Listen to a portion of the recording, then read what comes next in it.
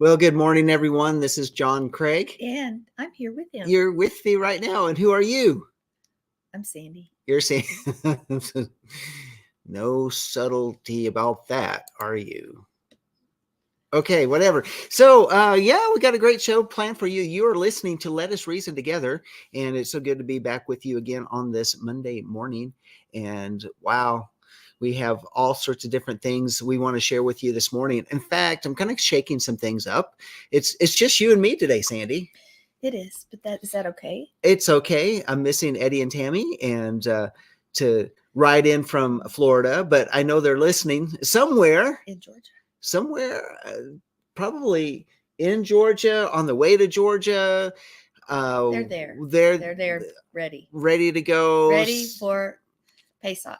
Yeah. So anyway, we're definitely going to miss them today, but we've worked it out and figured out how we can continue on with just us. Okay. All right. So with that said, I do want to share a couple of things with you on this edition of Let Us Reason Together. And first off, because I didn't have it last week, but I have it this week. And the verse of the day that I want to give, it's actually out of this week's Torah portion. When I was looking, I'm always looking for a good verse, pulling it out of either Brit Hadashah, the Torah portion, half Torah, somewhere, something like that. And this one was good because it lends a little pause, a pause to think, to Selah. Selah, Sandi. Okay, pause and think about this. Meditate on it. Leviticus 10:3. Then Moses said to Aaron, and now this is after Nadav and Abihu got zapped, and it says, then Moses said to Aharon, Moshe said to Aharon, it is what Yahweh spoke, saying, by those who come near me, I will be treated as holy, and before all the people, I will be honored. So Aharon therefore kept silent. Wow.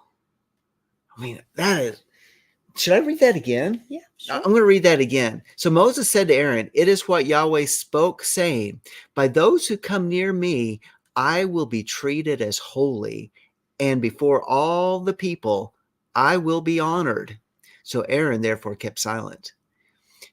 I just think about that. I think about, as we've been going through the last two Torah portions and really this drawing near, and you get this whole feeling of the holiness of Yah and how he's wanting to elevate us to him. He doesn't want to come down to our standards, but he brings us to him here. And then it gets summarized in this verse about, okay, we've been talking about drawing near. That's Vayikra, and Sav kind of continues that, talking about the priestly role. And yet it says, okay, if you want to draw near, then you got to treat me correctly. And then I think about Shabbat, and I think about the holy days and the feast days and all of that. And how do we get complacent? Yes. Do we get complacent even on those days to where we may even kindle a fire that is like in regards, not like turning on a light switch or a campfire or something like that. I'm just talking like, do we stir things up that causes conflict even on those days? Mm-hmm. Do we really respect Yah has called us to draw near to him? And okay, it's a thought. I mean, I've got all of these ideas that go with that verse, and I'm thinking, man, there's really a lot to chew on. Okay, so that's Leviticus 10:3, if anybody wants to go back and take a look at that. So there you go. What do you think about that? I think that I'm going to talk about it a little bit in the Torah portion. That's what I think. You are? Mm-hmm. Oh, excellent. Most excellent. I like that. In other words, amen. I think that's the wrong show. That's my show. Oh, that's your show? Yeah. Oh, it just echoes in my mind. Good. Why would that echo in my mind? I'm glad that the planet chapter, or only visiting this planet, or the next chapter echoes in your mind, because those shows have merged into one show, as you know. Well, would that say that my cranial cavity is empty, and so there's a lot to bounce? I never said that. Never. Good morning, Bob. It's good to see you pop in there in the chat. I'm glad that you're with us today. So can I kind of throw some things in there that not necessarily headlines, but maybe some things that are kind of like shower thoughts, kind of like those weird stuff that isn't allowed to be said, but we can say it and still not be cut off. I just need you to keep talking. This isn't my part of the show. Okay. Okay. Let me get my screen ready. I got to get my screen ready here. It's your show. This is your show. That one right there. Yeah, this one. I'm going to show this one. All right. So I'm going to share this screen, and I've got a lot. I've got a lot here, and this is. I have to give credit where credit's due. Does anybody know who Dr. Robert Malone is? Dr. Robert Malone. Just answer. Do you know? No. Dr. Robert Malone is actually considered like the inventor of the mRNA. Oh. Yet he's the one of the most outstanding critics of of the shots and stuff that are going around. Don't say that word. So here is he has a Substack, and that Substack is just a way to post your stuff out there instead of using Facebook or something like that. It's called Substack, and Never heard of it. So I don't know, somehow or another I ended up signing up for this thing and it was, if you had to sign up, then you I was purposely did it. I was looking for something else, but and it was in the Substack, and I was like, okay, it's in I really wanted to go to locals.com, but I ended up over in Substack. And so in Substack, it says, here's some suggested ones, and keep going. I'm like, well, I know that name. Okay, just to get it going, I'll sign up for their Substacks. And so I have Robert Malone's Substack. And so on Fridays, he has Friday Funnies. So I want to share a few of them with you today. And then I do want to do that. And then I want to get into something more serious as we go into the Torah portion. Shall we do that? That's what we're going to do. You're the boss. All right. So these are going to get Lynn. These are along the lines of shower thoughts. So we need humor, guys. We need humor, lighten the load a little bit, because we do have heavy things we want to talk about. And, but so we're going to balance things out, because laughter is good medicine. Isn't that right, Sandy? Yes. Do you laugh enough? No. Right. You laughed the other day at me really hard. Shabbat morning. No, was it Shabbat morning? What was it? It was about that popcorn that your mom bought. When you told me the story of the smell. Yeah, I got into my car. Can I tell you that real quick? Oh. I'll repeat the story. So, this was good medicine. But let's start it, because Mom's listening. You like the popcorn. The popcorn actually tastes pretty good. But I'm going to tell you something. When I opened up that bag of popcorn, thank you, Twyla, for giving me the popcorn, because snacks are kind of good, on the road and that type of thing. Well, it was in my car, and it kind of unrolled a little bit and popped open. The fragrance of the bag. In fact, when I told Sandy, she said, "Hey, here's some popcorn you can take with you." And I'm like, "Okay, cool." I open up the bag, I'm like, whoa. Well, it was in my car. And I got in my car, and the bag had opened, and all the windows were closed, and I kept smelling this smell, and I'm like, "What is that smell?" Oh, and I was like, I literally drove down the road, and at my next stop, I got out and I lifted up my feet to see the bottom of my shoes, because I thought I stepped in something. You know what I'm talking about? Yeah, it was like. Okay, I'm laughing again because of the way you tell the story. And I was like, there's nothing on my shoes, but what in the world? It's this bag of popcorn. The bag of popcorn smells like dung on the bottom of my feet. Coming from not a cow, from a dog. And I'm thinking, I told Sandy, I said, "Sandy, if it smells like that in my car, when you eat this popcorn, what does your breath smell like?" It is funny.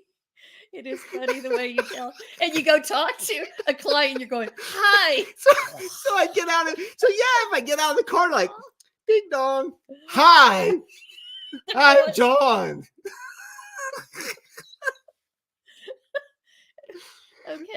Okay. All right. So It's still funny, Sean. The way you tell it is funny. I made my wife laugh. Husbands, when you continue to make your wife laugh, that's a good thing. All right, just saying. Okay, Okay. I gotta breathe. I'm still smiling. So, yeah.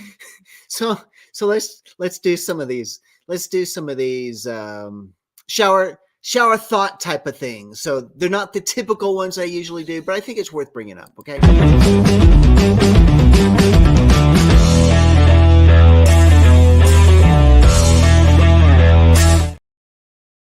Okay, just trying to get it to go. There we go. And so I like I said on the Substack that I got from Dr. Robert Malone, and this was his Friday funnies, and What's up there? And there's a lot more. And Okay. so I'm doing this one first. Who's the guy here on the left hand side? That would be, of course, Chairman? a depiction of the chairman of the board of the United States of America, the corporation in the United States of America. Who would that be? Yeah, his name begins with a B, ends with an N, has a D in the middle of it. That's good to know. Okay. All right. So it says, yeah, the economy is booming, and here is the average person like you and me. This is and that's how we feel. A picture of a right? mom and a child who is carrying a bag of groceries that says food costs, and it exploded in front of her. Or the smoke is rising. And Food costs rising. Yeah, the economy is booming. So it boomed, whatever it is, it boomed. And explosive economy. So there you go, pondering of the day. And here's a Ben Garrison. Do y'all know who Ben Garrison is? He's quite the political cartoonist, really great stuff. So we had last week, the disaster where the big container ship hit the Baltimore Bridge, the Francis Scott Key Bridge, and took it down. Major corridor in America, both in the bay that it crosses over and the bridge itself. And of course, it says lies on top of the containers: war, inflation, crime, debt, open borders, climate change, green energy. All of it is destroying major commerce in America. And it's on the Biden ship. And who's on the shoreline sleeping while it's all happening? Yeah, of course, the one who has had more vacations than any other president in the United States, Joseph. That's enough. Biden. Okay. All right. How about this? Do y'all know who Louder with Crowder is? Stephen Crowder. Oh, yeah, I've heard of that. Stephen Crowder. Yeah. So he always has change my mind type of deals. Change my mind. And so here's a picture of him depicted, and it's it kind of looks like maybe he did do that sign, or maybe they typed over it. Sometimes they put a sign on there, they type over it. But he does have this. He goes to college campuses or into popular parks or wherever where people are passing by, and it's usually a change of mind type of thing. And he wants people to sit down with him, and they have this conversation, and of course they record it and play later. And here's one: wokeism. Y'all know what wokeism is. Wokeism is fueled by jealousy and hate. Change my mind. Wokeism is fueled by jealousy and hate. Change my mind. Well, isn't that what we've been seeing in America for the last, I'd say since the 90s. Since the 90s. I would say since the 90s, because, this thing called wokeism really didn't start getting its... I hate the word, the made up word. It is. Describe it. Yeah, woke. I'm woke. Okay, so my uncle used that word, and I was shocked. Yeah, so I'm not woke, by the way, guys. Don't have any question about that.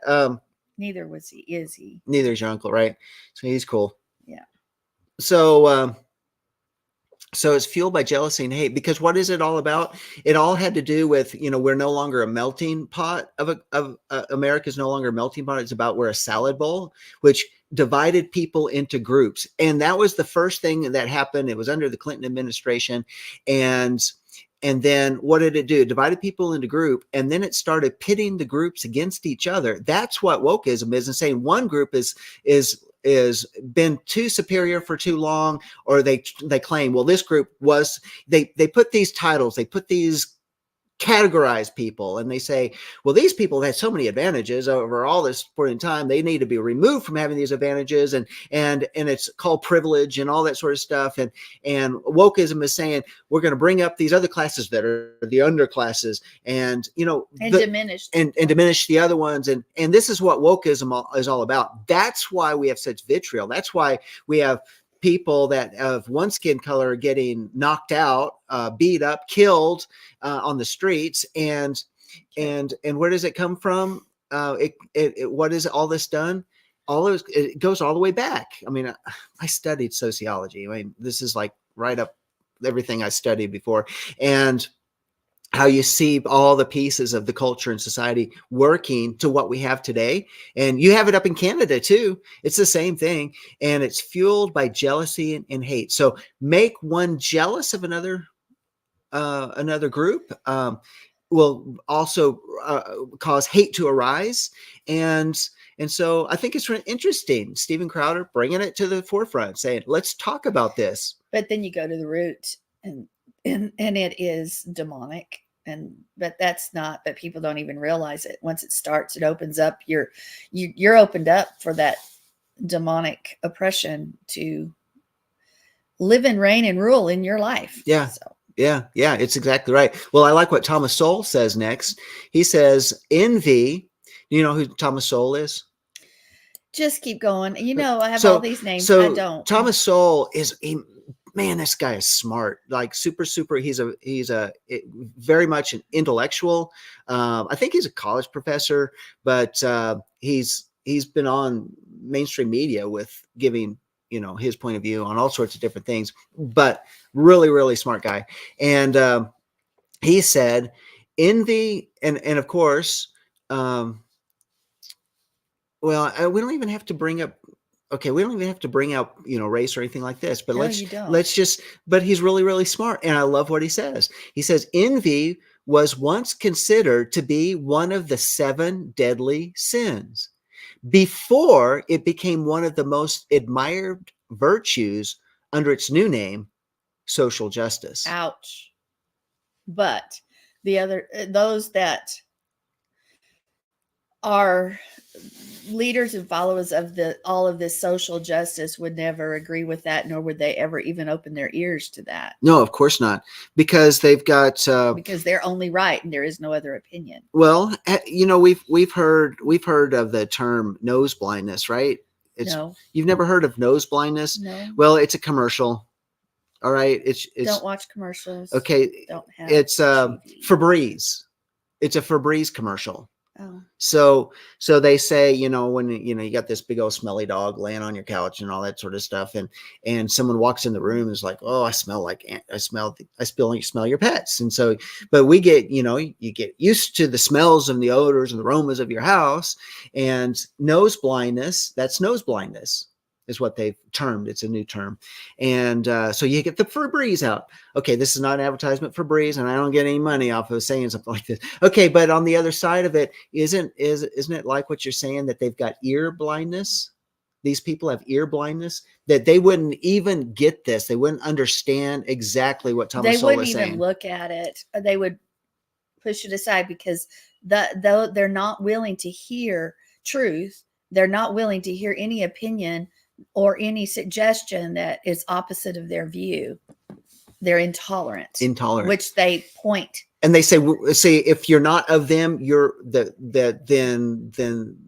we would be the intolerant ones because we're not of them. But psychologically, anything you're accused of, you're doing. So this is when you accuse somebody of something, it's usually because you are the one that's doing or being or etc. that very thing. So it brings back this whole thing with Steven Crowder, where he says wokeism is fueled by jealousy and hate. The very fact that is the mere part of the definition of intolerance is or the fruit of intolerance, right, is all of this. So I just thought that was really something good to really ponder on. And so, all right. How about this one? Envy, talking about envy. Envy is the driving force behind socialism. That's a shower thought. Envy is the driving force behind socialism. I mean, think about it. Think about envy. We're jealous, but we want everybody to be the same. So we try to make everybody the same, but in reality, the reality is there's two classes: those that have everything, and then everyone else. So envy says, well, we don't want them to have all that. We want them to be like us. So let's bring the society down. But in reality, socialism isn't there. It's always going to be the controlling, ruling forces with the money, and then the majority of people underneath. So it's always that way. Yeah. Yeah. So Klaus Schwab, who says that you'll have nothing and be happy. You know, because what is their goal? Think about what Meta wants to do, the Facebook Meta, and they want to have that virtual universe where everybody goes into this virtual world and lives. Well, in the virtual world, if you've got the right social dynamics, the right social credit score and that type of thing, then you can accumulate things in the meta world. But in the real world, they want to take everything away from us and they give us a stipend to live on. But in that meta world, then everybody can be equal inside that world. And so you go into that world because now you can accumulate all these different things and you can be whatever avatar you want to be. And in fact, if I wanted to be a donkey, I could go in and be a donkey in that. But I could accumulate all the stuff that I couldn't get in the real world because you'll have nothing, you'll own nothing and be happy. Okay, but haven't we already had that surface in many different movies saying and showing us that's what society will look like? And we see that everybody has nothing. That's why they go live in the virtual world. And then they fight and scrap over keeping what they have and gaining more. Well, and so the virtual world is an escape.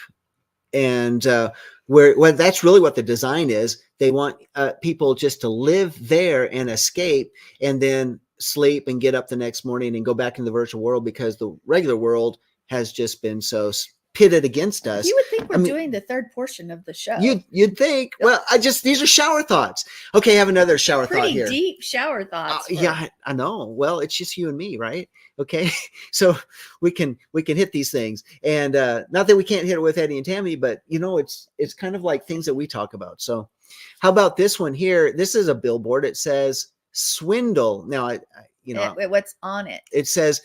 Okay, so it's a big, if you can't see it there, it's a big wind turbine, that's supposed to generate power. So it has wind because wind is generating. Yeah. And then they added the S and the L and the E, swindle, not clean, not green, not cheap. And there's no way to dispose of them except pilot. They're worthless. And those things break all the time. Oh yeah. I saw we had a big thunderstorm go through. And they ruin the environment. They kill wildlife. They kill birds, etc. Yeah. And they're purposeless because they're more costly than just what we're doing. Oh yeah. The very energy it costs to make that takes more energy than the carbon fuels than it does than what they produce. And then before they're even, they can't even pay for themselves before they have to be replaced. And then what do you do with something that massive? There are literally graveyards for those turbines. Yeah. And they're. Yeah. Yeah. We got these big old wind farms out here in the panhandle of Texas. And I saw them in Nebraska too, not like Texas, but it just hurts my heart when I see them. I'm like, come on, people, get a clue. I see a storm go through and those things get torn down. The wind, the lightning, all of it. But so yeah. Not clean, not green, not cheap. Well, let's look at this one picture, this slide. And this is, let me slide it back just a hair. 600, this is what goes into it. 600 cubic meters of concrete needed for every green wind turbine. This concrete is never removed. Green things are never as green as they seem. Wow. If people would only have a clue. Yeah. It makes you just want to go back and be simple. And go back to the garden. Go back to when life was simple. Remember the phone on the wall type of thing? I would love that because now we're, like Eddie and Tammy told us that the law is coming down where we have to carry them in. And I don't think we should be tethered to a phone. I think you should, just like when it used to be, if someone called and you weren't available, you weren't home, but you'd call them back. Yeah. Yeah. Well, and think about, remember, it was kind of a big thing for a while where you could actually get that really long curly extension cord so you could carry that phone handset across the room with you and walk around the room in proximity of We that had one of wall those. I phone. have a picture of mom talking on one of those long extension cord, and our kitchen was tiny, but she needed to, you know. Yeah. Yeah. Anyway, I just, So, folks, my opinion is put the phone down. Number one, it's tracking you, it's recording everything you're saying. In fact, I should talk. We have our phones sitting right here. It's bad. We need to leave our phones in the other room, talk about life, do things, and not, and when the phone rings, unless you're expecting something big, don't jump. yeah. It's not, I'm talking to you, buddy. It should not control our I lives, but agree. it does. I agree. I got this right here. So this is this is another shower thought, but this is something I came across in the last couple minutes before the Torah portion. This is an article I found. I actually saw it on YouTube first, and I went and looked it up. A list of cholinergic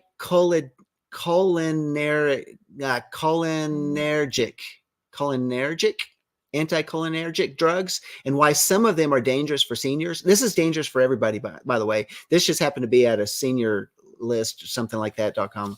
I don't know. It's something. Anyway, it says what you should know about these. And what are they? Well, these are chemicals that you get in a What lot kind of of different pills are drugs. they? We'll get there. But they circulate from your brain to your body. And there's one particularly called is acetylcholine, and it's very important to regulate muscles in your intestines, bladder. It also impacts learning and memory. So these drugs block this chemical. And so what are these drugs and what are they used? Why are they used? For diarrhea, gastrointestinal issues, asthma, dizziness, motion sickness, Parkinson's, overactive bladder, urinary incontinence, chronic obstructive pulmonary disease, maintain heartbeat regularity, lower saliva secretion, relax muscles. So side effects: blurry vision, constipation, drowsiness, sedation, trouble urinating, memory issues, and hallucinations. So these drugs cause all these other different side effects. A lot of them are over the counter. A lot of them are prescription. Well, let's go into a little bit more about these and talk about what medicines that you I had have. that all the time when I was sick. Atropine. Atropine. They gave it to me all the time when I was really sick. Yeah, Cogitin, benztropine, thorazine, anafranil. Let's see. This chlorpheniramine is allergy and congestion relief. So think about allergy medicines. So is Benadryl one of those? Benadryl is listed as one. And what the YouTube one was, these things cause 100% dementia. 100% dementia. There are some that cause 40% in these studies. Now, it's taken years to go through these studies to figure out what's causing what. 100% these things cause dementia. Some cause is 40%. Okay. So if you are actively taking stuff like Advil PM, Aleve PM, Bayer PM, Benadryl, Excedrin PM, yeah, NSAIDs or aspirin, Nitol, any of that. Do not take simply anything for headaches or anything, or pain or anymore. Or sleeping pills, Sominex, Tylenol PM, Unisum. Memory loss, guys. This is memory loss, 100%. Get off of them. Go natural. Okay, I have a question. Okay. You have me taking Benadryl right now. What do you want me to do about that? So Zyrtex is on the list. It's 40%. And Zyrtex. Our granddaughter is taking that stuff. I know. So we really need to think about, okay, we need some alternatives, and what do you do? I mean, you're dealing with hives, Okay. So because I'm dealing, if you guys, since I said that, folks, I've discovered this a long time ago. If I have any sort of NSAID, aspirin, Tylenol, ibuprofen, anything like that, one pill, and I discovered this a decade or more ago, I will break out in hives for 8 to 9 months. Not little bit, massive whelps all over my body, even if I only just took it one time. Well, for 6 months. Or no, longer than that. It's been even close to a year. Now, folks, I don't know because I haven't had anything like that, but about 3 weeks ago, I I've come in contact with something that's like that, and I don't know if it's in a vitamin or something, but I'm breaking out like that every day. I wake up and there's just my whole entire body is covered with whelps, and I go to bed and it's the same. So you've had me on Benadryl to try to help control it, but if I'm not going to do that, I guess I'm just going to be itchy and whelpy. Well, And usually a lot of times it get in my face, and my face even is just distorted. like, yeah, like your your lips will swell up. lips. Look like but it's on my eyes. Like a shot of Botox. Something. It's worse than that. I Hey, don't look like me. Well, pause, think. Maybe we'll pick it up on the other side. We got the Torah portion.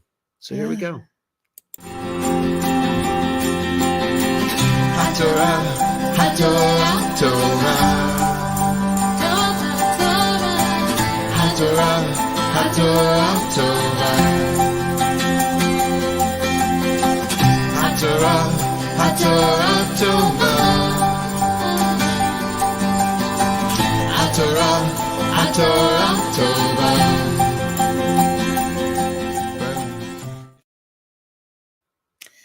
Well, folks, where are we at? We're in Shemini 8th. Okay, we have been talking a lot about the sacrifices, and it's not going to stop here, but I really wanted to get us to get personal with the way we approach God today and look at some of the minutia of the Torah portion and break it down and apply it. Because here's the thing. If we're just studying these things and we're not figuring out how to apply it to our own lives, then what good is it? Because this is how we're supposed to live and what we're supposed to do. So I'm just going to give a brief overview, because in this Torah portion, Leviticus 9:1 through 11:47, we see the priestly service begin, and we see the sin or the purification offering, which is the correct name in my opinion, not sin offering. The elevation and peace offerings are performed here, and the fire of Yah consumes that elevation offering. And Yahweh, what happens? Nadab and Abihu die because of the strange fire, and there's a prohibition against drinking intoxicants while ministering in the tabernacle. And the priest and his family are permitted to eat the remainder of the day's elevation and peace offerings. There's a dispute between Moshe and Aaron, and also the laws of the kashrut, the clean and unclean, are there as well. Okay, so that gives us a summary of what's going on. But I want us to focus in right now. We'll see how far we can go about fire and where conception begins. I've played a video at Life of Worship before, because conception begins with fire. When the sperm meets the egg, it's boom, you actually see that. It's been filmed in the womb, and it's amazing. So something happens with fire. Of course, we know fire consumes and destroys, but it also purifies. And so we need to keep all of that in mind, but we need to remember that the offerings and the sacrifices that are given are what? They play a part in the restoration of us towards Yah, but they also are very distinct. Okay, they're very distinct from each other, and they had to do with different parts of our lives and nature and the character and the nurture of us, who in our imperfect state, and we're required to bring it so that we can draw near, of course, but also so that we can be restored. And when we bring them forth, we incrementally, as we bring each one before him, we incrementally are restored before him. Well, we can't do that today. Oh yeah, we can. We make our lives that living sacrifice. I talked about that on Shabbat. And once we bring that proper sacrifice, we have that intimacy. But what happens when we don't bring a proper sacrifice? When we bring a sacrifice of our own making? Well, what we're going to see is very much that there may be consequences for that. Okay, consequences, because we know that fire burns up sin and flesh and carnality that's represented by many of these offerings. But that same pattern it's also about holiness. How do we approach him? Do we have the fear of Yah? Do we have that fear of Yah? Do we wholly approach him? Have we been that holy, set apart people, set apart for a reason? We have to be holy, or we have to be covered by something holy. The blood of our Messiah, maybe? Okay, where do we fall in that? And do we live life commonly? Actually, this really goes along with my message that I gave on Shabbat as well. It really could be a continuation of that. So we have this idea of this fire, Shemini, on the 8th day being released. And it really is this divine connection it consummates really what is happening between the people and the tabernacle and Yahweh. It brings it all together. So this fire is released, and we see in Leviticus 9:24, and fire came out from before Yah and consumed the burnt offering and the fat on the altar. And when all the people saw it, they shouted and fell on their faces like they're coming out. So what is that? Yasah, to go out, to expand, to germinate, to blossom. It shows that whatever the word of Yah touches, guess what? When Yah's word touches, it becomes fertile. It's going to produce life. Are we being fertile? Are we producing life? If Yah's word has truly touched us, if it has truly gotten into our hearts and into our lives, then we desire to live it, and we will be fertile. And we can't stop from germinating life and bringing forth life and bringing life to dead places around us and in our own lives. We have to reproduce. So my first question is, are you reproducing like kind and like mind? Or you may be reproducing like kind and like mind, but is it holy before him? Is it beautiful? Is it life, or is it death? Because the text we have here indicates that fire came out of the face or the mouth of Yah. His face or his mouth. Okay. It also shows us that the people shouted joyfully and fell on their faces. Now that might actually, maybe it was that way, or maybe it was mixed, because what have we seen happen before when people have experienced Yah's presence so intimately? They've been scared and they've shouted in fear. So whether it's shouting in fear or shouting with joy or both, the people experienced that when they saw the fire of Yah. So I mentioned this on Shabbat, and during the Torah portion, was it a wow or was it a whoa? I don't know. It could be both. I right? didn't hear you say that, but I guess great minds think alike. They right? do. We're just tracking together, don't That's we? right. So here we have the shout. A shout comes forth one way or the other, whether it's wailing and lamenting, or or terror, or whether it's joy. There is a shout, and the latter actually is very consistent with Mount Sinai. Now, if they said, whoa, then let's back off. Whatever it is, there was a shout. So it says in Leviticus 9:1, on the 8th day, the preparations for God's glorious entry for the Mishkan were over, and Aaron and his sons began their priestly ministry. That's, as I said, Leviticus 9:1. But let's go a little bit further. Do you know what the anniversary of that was? Last Wednesday, because the Mishkan Was completed on Aviv 1, and then 8 days later, later, the glory came down. That was commemorated last Wednesday. And if we think about it, since you said that, how many times we all desire Yah's glory? We all, or we should desire to be in his presence, because it's just amazing.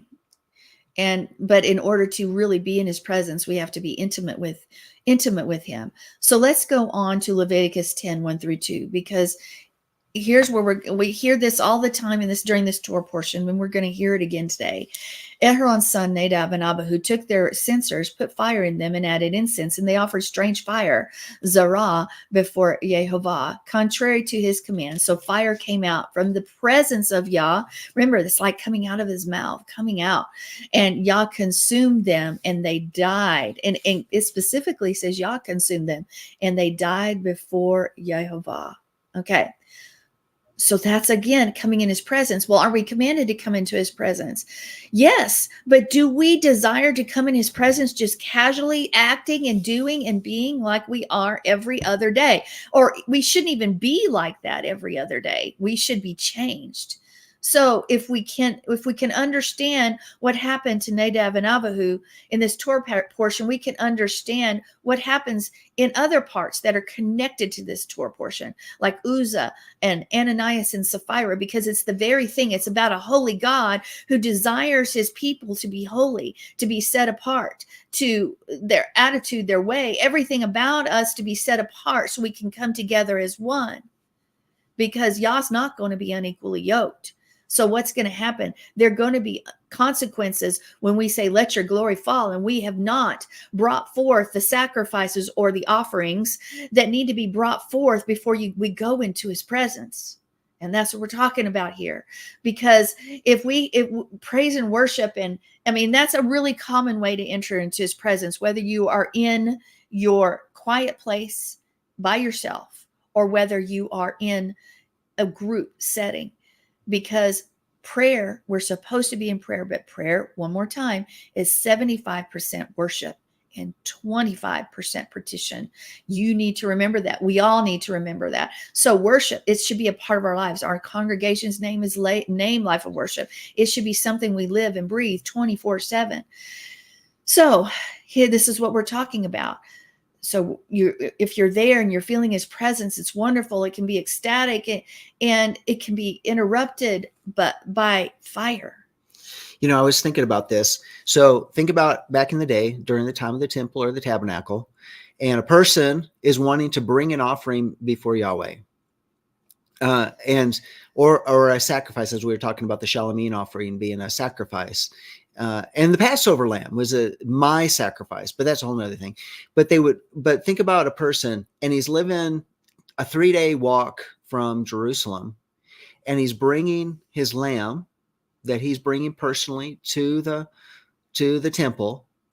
Do you realize that entire offering, that all of the things that are done before he even gets there to put that lamb on the altar, that all of the preparation, the selecting the proper lamb, making sure that lamb can get to Jerusalem, that it's still well fed and strengthened and fattened, so to speak, when he gets there after a 3-day walk, the care that it takes, and all of the heart preparation. I'm bringing a Shalomim sacrifice.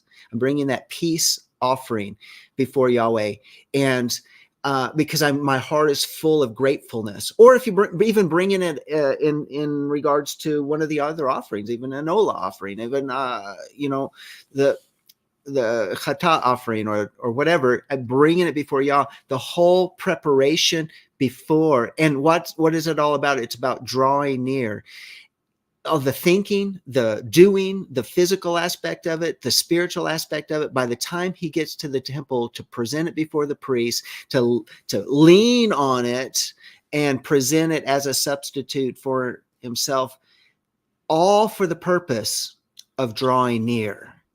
And then we think, do we come that way to Shabbat? Have we gone through the process of preparation to draw near to Yah? When it comes to a feast day, we're entering into unleavened bread.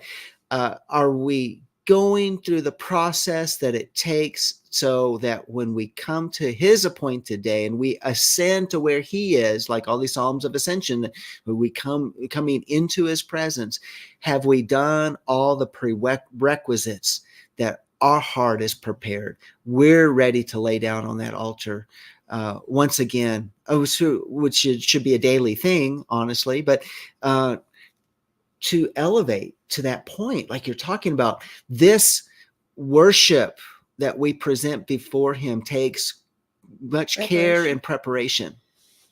Well, I think we so commonly try to be with him, and we forget that the offerings and the sacrifices had to be without spot or blemish. Now you may say, well, I can't be that. Well, you can under the blood of our Messiah, but we need to appropriate that blood upon us.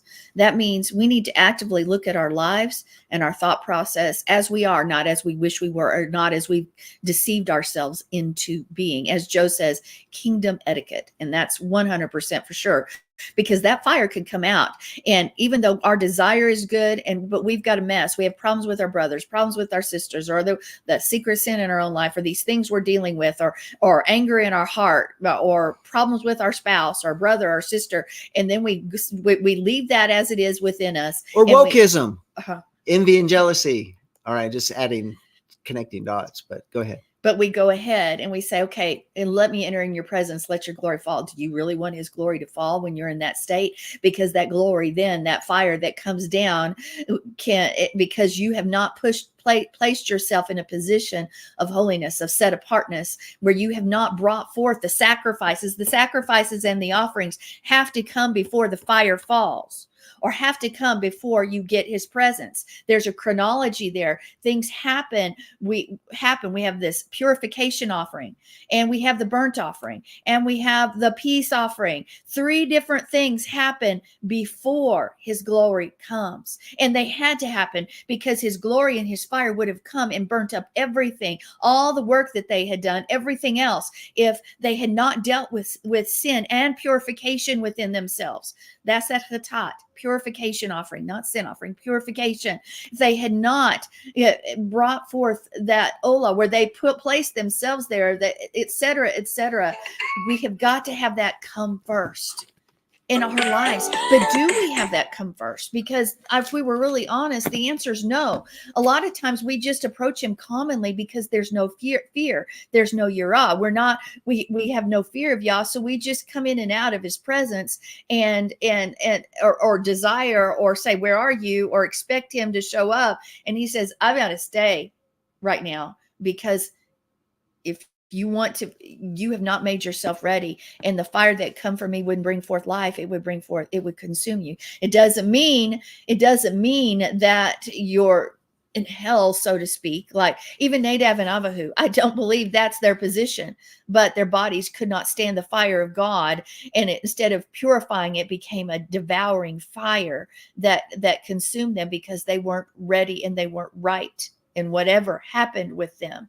And that's what we have here. So remember, before you go into that quiet place, as you go into that quiet place, or before you're even amongst the people, bring forth those offerings first.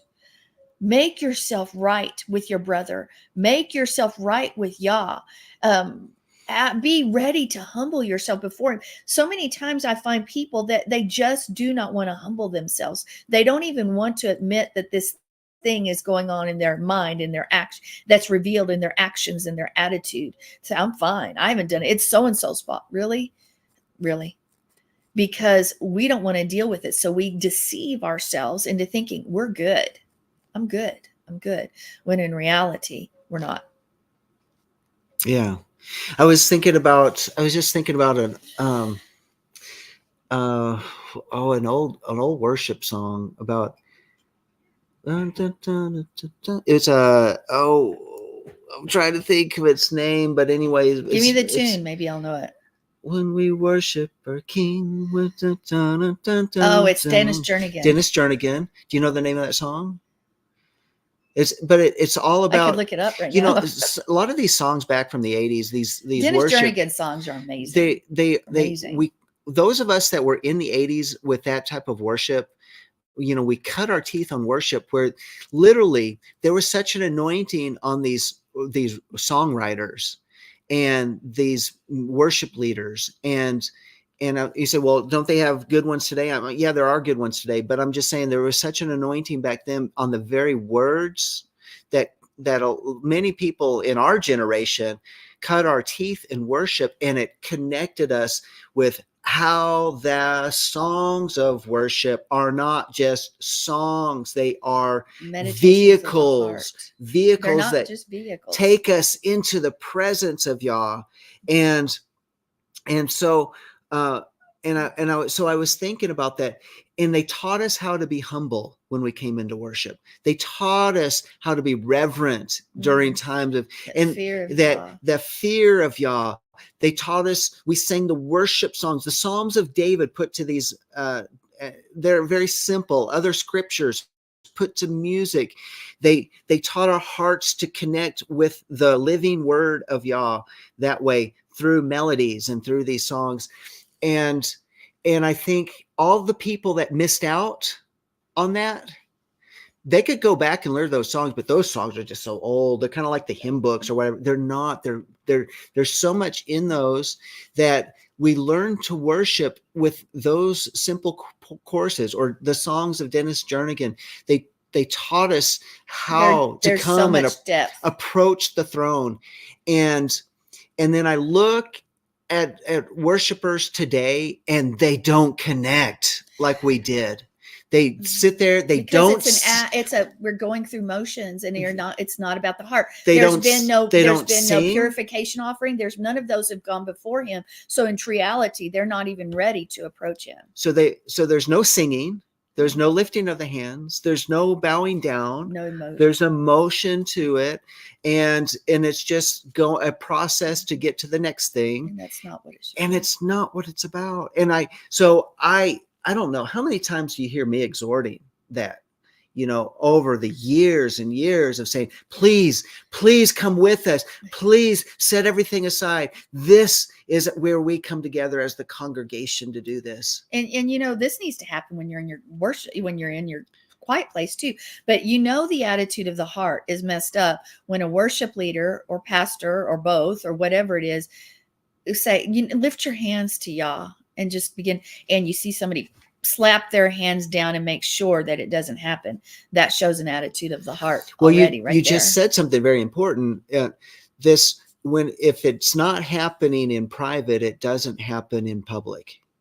And so this is all part of that approach, like the person who's bringing, he's fire. He's walking 3 days walking distance to the temple to bring this lamb to present it before Yahweh. And there's this whole process to get there. And that process is all private. And then at the temple, now it's public, but it's the same type of deal. And what we practice is what we perform. It's true. And we're not saying we're performing for the king or performing for anybody. But what you're saying is that we execute what we practice. It's if you have not learned intimacy, how can you be intimate with him at a specific time? Yeah. If you haven't learned how to draw near and how to present yourself and how to make yourself right, how can you do all those when you come together? You've got to do it individually in your quiet place, and you've got to do it amongst the body. We're commanded to come together and worship. Remember, that's when our hearts beat. Our hearts beat is one when we're actually worshiping him together. We literally, our heartbeats coincide. They begin to be in rhythm together. So what do? Are we strange fire? Or are we the real thing? Okay, let me just add to that real quick. Sorry to interrupt you, but these are all extremely important. And you know how people say we're in the age of grace and dispensation of grace and all of that. Mm-hmm. Well, Ananias and Sapphira were in the dispensation of grace, if you want to use those terms.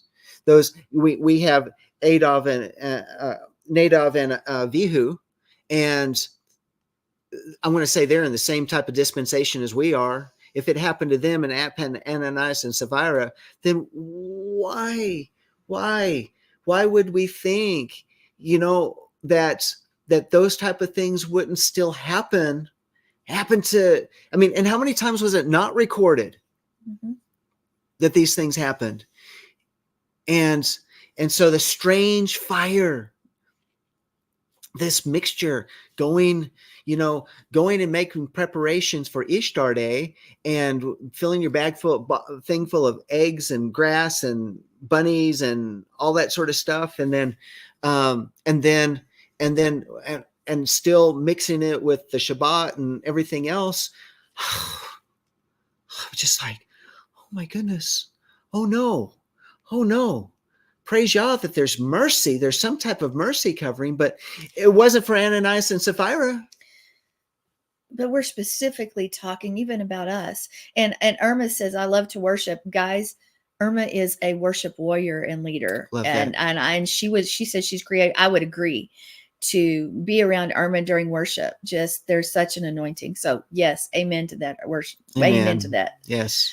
So you brought up Ananias Sapphira. So I skipped down in my notes because I was going to bring that up, but it's okay because we're discussing this thing. But we, as you said, we think that that's Old Testament law and justice. And we forget about all the others that we see throughout the word that their lives were made an example because they had no fear, no yirah. They had no fear of Yah. That's that seventh spirit of Yah, that seventh one that we come before him and we have fear. It says in Acts 5:1, and now a man named Ananias, together with his wife Sapphira, also sold a piece of property with his wife's full knowledge. He kept back part of the money for himself, but brought the rest and put it at the apostles' feet. And then you go on to verses 4 through 11, which I'm not going to read it all, but it says, for lying to God, both Ananias and Sapphira were struck dead. And you say, well, do you have to bring everything? Well, the point is somebody else brought everything and they were blessed because of that. Well, they wanted that very thing. And so they pretended basically, oh, we're giving you everything we got for this sale, and gave part. Whereas if they would have just said, hey, we're just going to give you part of this sale, then it would have been fine. But they lied. So what happened is they hadn't had it. That was a direct sin. So there needed to be repentance, absolutely, for that. But you have to follow through with those. First, you have to have a fear of Yah. Then you have to follow through with that whole burnt offering. You have to follow through with that purification offering. We need to be purified before him. We need to pray into teshuva. And then you had that shalamim, that peace offering that had to go forth as well. And so we serve a merciful Yah who is patient. We serve a merciful Yah who is compassionate and slow to anger, but we can't take all of these things, who he is, for granted. And we can't lie to him and try to deceive ourselves. And have the right fire too, by the way. That's what I said. Are we presenting strange fire Yeah, or the real thing? It's all of, oh, yeah. Because Yah is equally just and holy. And that's why he's called a consuming fire throughout both the Tanakh and the Brit Hadashah, or the Old and New Testaments. Now, I don't think we're going to get about Aaron is silent, but let's just say this one thing. Aaron was silent for two reasons. We see in the word that sometimes you just need to be quiet. Well, for many reasons, actually. Because when you are in the midst of something that is very full of emotion, we can speak and act foolishly. And second, what could he possibly have also been pondering? Wow, I better not ever go in there until I've made things right with Yah, until I followed through with the very things he said, or I could be burned up. Because really, Ananias, Sapphira, Uzzah, Nadab, Abihu, all of them are examples of why we need to be careful in approaching Yah. And yes, we need to be intimate with him. That's what it's all about, drawing near. And we need to come together, but we need to make ourselves right before him. Bottom line, that means we need to do this daily examination, make ourselves right every day. Where's our heart? What have we lied to ourselves about that's there, and we just have refused to get rid of it or made an excuse for it? Amen. Amen. Well, great Torah portion. Everybody, if you loved what you've heard so far on Let Us Reason Together, give us a thumbs up. And we're going to pause for just a moment, and we'll see you on the other side for the uncensored news. Shalom.